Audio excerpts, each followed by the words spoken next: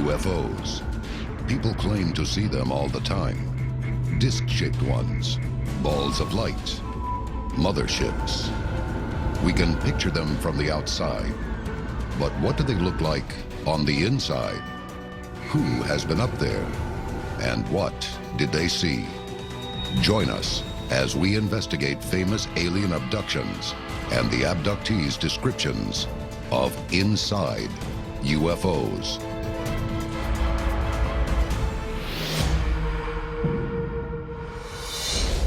A global effort has begun. Secret files hidden from the public for decades, detailing every UFO account, are now available to the public. We are about to uncover the truth behind these classified documents.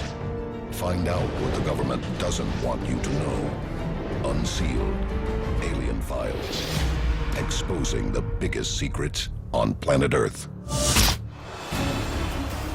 There is no end to the discussion of UFOs, but no subject is as controversial or riveting as alien abductions.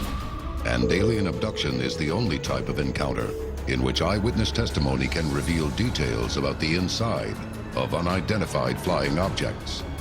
Details that can help us understand how aliens live and what they want. Unsealed case file, the Allagash abductions. Allagash Waterway, Maine, August 20th, 1976. The Allagash abduction is an absolutely fascinating case. This involved 4 men out fishing, 2 brothers and 2 friends. They had had little luck with their catch, so they decided to go out onto the lake in a canoe. The 4 artist friends, including Chuck Rack, make a fire on shore to serve as a beacon for their nighttime fishing.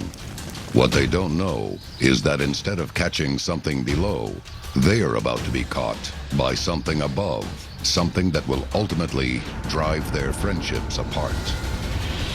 As they were out on the lake, they saw in the sky a bright light, and it got closer and closer. It descended until they saw this huge UFO. The men later estimate the UFO to be 80 feet across. Now, one of them decided to try and signal at it with a flashlight, and the UFO then came closer, and by this time the men were panicking. They decided to try and return to the shore. They were canoeing furiously, but a bright light shone down, and at that point there was a disconnect. Suddenly, the men find themselves back on shore, but something is not right. They had no real memory of what happened, but they next thing found themselves back on the shore. And intriguingly, the fire had burnt down completely. Well, this was not possible. It had been blazing, so the implication was clear. There was lost or missing time. Something had happened to these 4 men. Maybe it had been an hour, maybe longer, and yet they had no conscious memory of it. Missing time is a classic symptom of alien abduction. A lot of times when they recollect an experience like an alien abduction or a UFO sighting, they realize that there's a big chunk of time that they just simply can't account for, and that's what you call missing time. Afterwards, they began to have flashbacks, dreams, nightmares. They went for regression hypnosis, and what emerged was an account that they were taken on board this ship. Hypnosis is still heavily debated among UFO researchers and scientists as a tool to investigate close encounters and buried memories of traumatic experiences. Hypnosis is the process of putting somebody into a very relaxed state. And what that means is they're not only very subjective to maybe memories being implanted in them, but it also kind of brings their walls down. If they have memories that they have forgotten. During the Allagash hypnosis sessions, the men begin to recall an intense and vivid encounter with several aliens who allegedly took them aboard a UFO. They saw strange entities, humanoid but clearly not human, and that, again, some medical procedure, which is often so central to these alien abduction experiences, was carried out. But skeptics point out that there are many key similarities to alien abduction that may be the result of autosuggestion.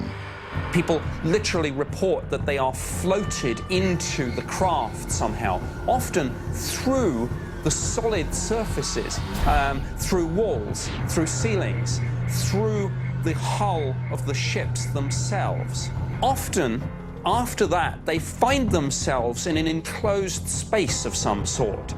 Often this is reported as quite sterile and white in color. Skeptics hold up these common descriptions as reasons to doubt UFO abduction testimony. But if many of the descriptions are all similar, could it also be the truth?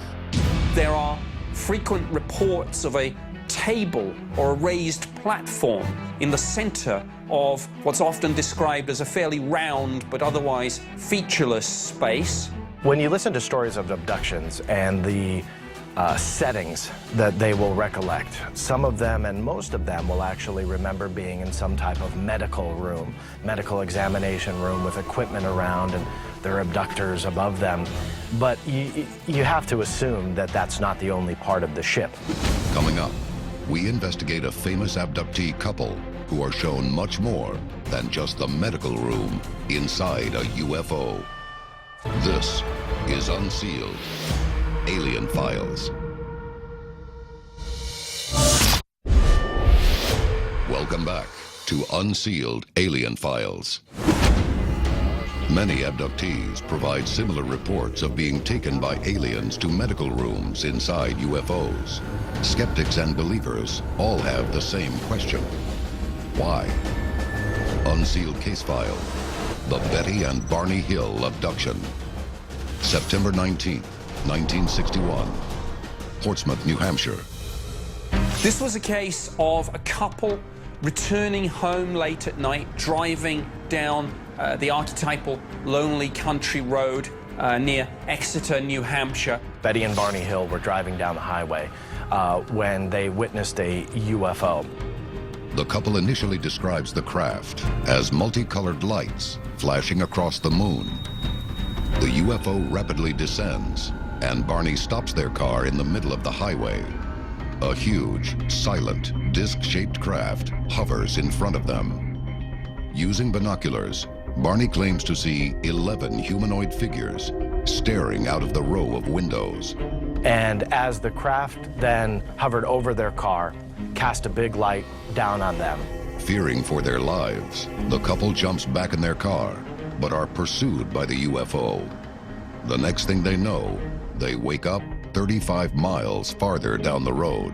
This was a route and a journey that they were familiar with. So what happened in that period of so-called missing time? Despite the shared incident, Betty and Barney Hill try to return to normal. And under regression hypnosis, out came an account that it wasn't just a distant sighting of a UFO, but this thing actually landed, and they were forcibly taken onto the craft. Under hypnosis, the Hills recount harrowing stories. The medical examinations, the abductors looming over them, taking bodily fluid and samples. They both recollected this, and you gotta ask, well, what really happened to Betty and Barney Hill?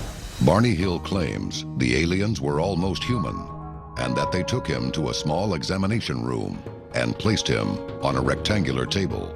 Firstly, it does appear that a lot of this is quite functional. It's minimalistic, it's sterile. If people report a medical procedure or physical examination, the parallels with our own operating theaters are quite interesting. But the similarities don't end there. There are also motifs, I believe, that one can recognize from science fiction. And of course, the relationship between sci-fi and ufology is complex. Skeptics say abductees borrow from sci-fi. Other people say it's the other way around. But during Betty Hill's therapy, she reports that the human-like aliens scraped her skin with a knife. They also pierced her with a needle. And she even held a book written in a language she did not recognize. But what are the abductees really seeing? And why, despite the traumatic events, are their surroundings eerily familiar? One phenomenon that's been noted with a lot of the abduction reports is what's called cultural tracking. The idea that the technology the abductees report is almost just a little bit ahead of us, our own technology, but not so far ahead of us that it's indistinguishable. A viewing screen is obviously a viewing screen. A computer does seem to be a computer, even though it's different in some respects from our own. So there's a sort of familiarity here.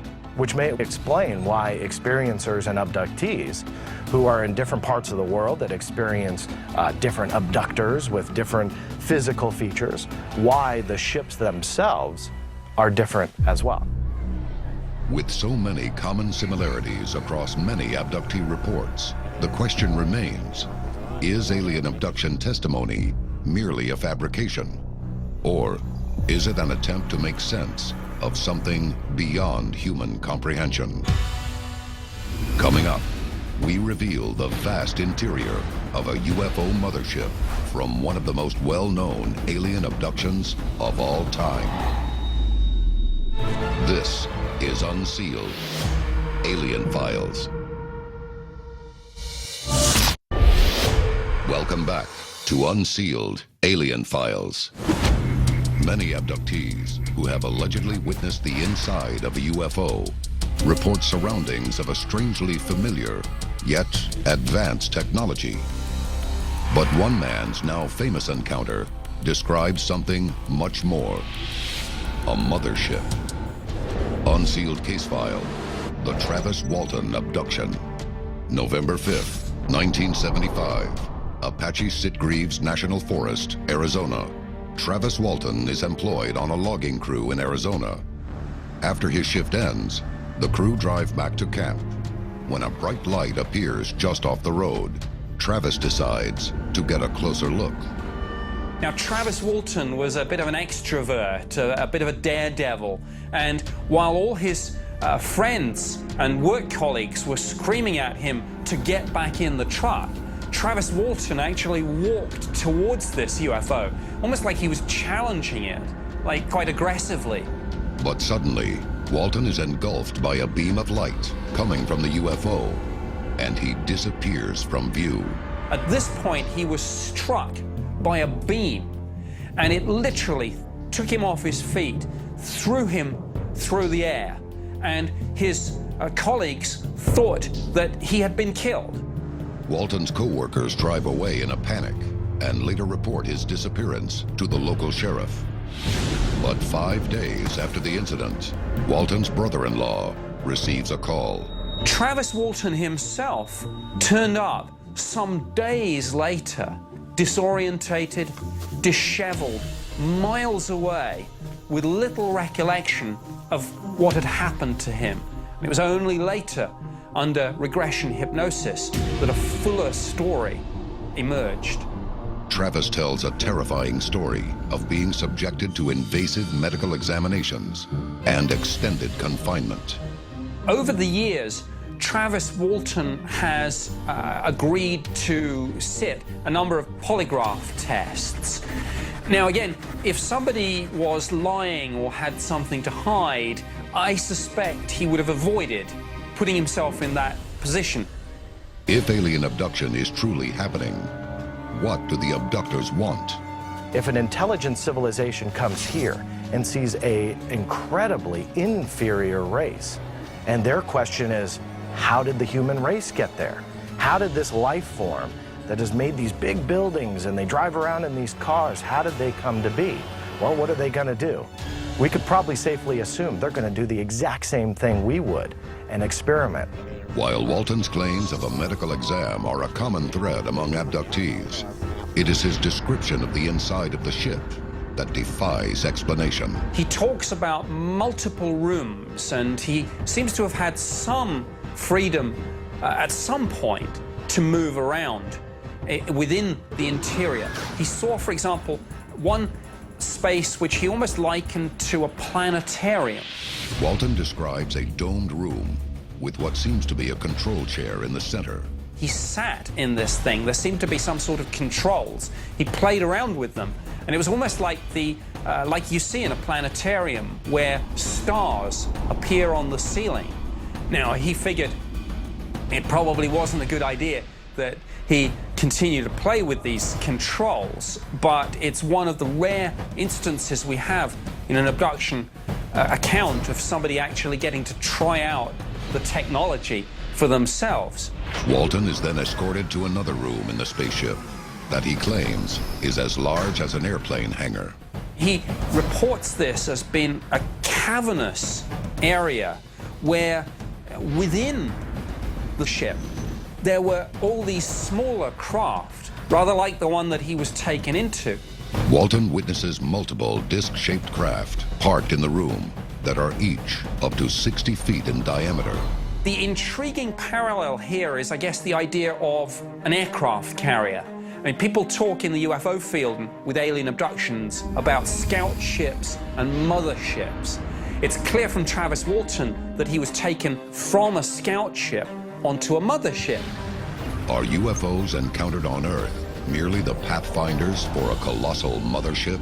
Again, if one considers Travis Walton's account of all these other spaceships just existing within one space in the larger ship, it gives you some sense of perspective here. It tells you that the mothership must be huge. And I mean, some alien abduction accounts talk about spaceships the size of strip malls and football fields. Clearly, that's what Travis Walton was dealing with. When you look at the stories about the shape and the size and the color and the texture of the alien spaceships that these abductees are taken away in, there just are a wide variety of species and types of craft, or UFOs, that are visiting us and are above our skies. Up next, we investigate alien abduction behavior and discover that it may not be much different from our own.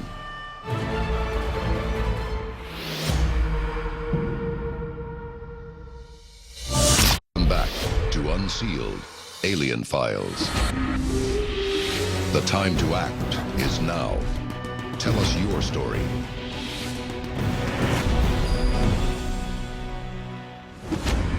Alien abduction evidence suggests that UFO motherships may be hiding in our orbit and sending scout ships to examine our planet and its various life forms, including the human species.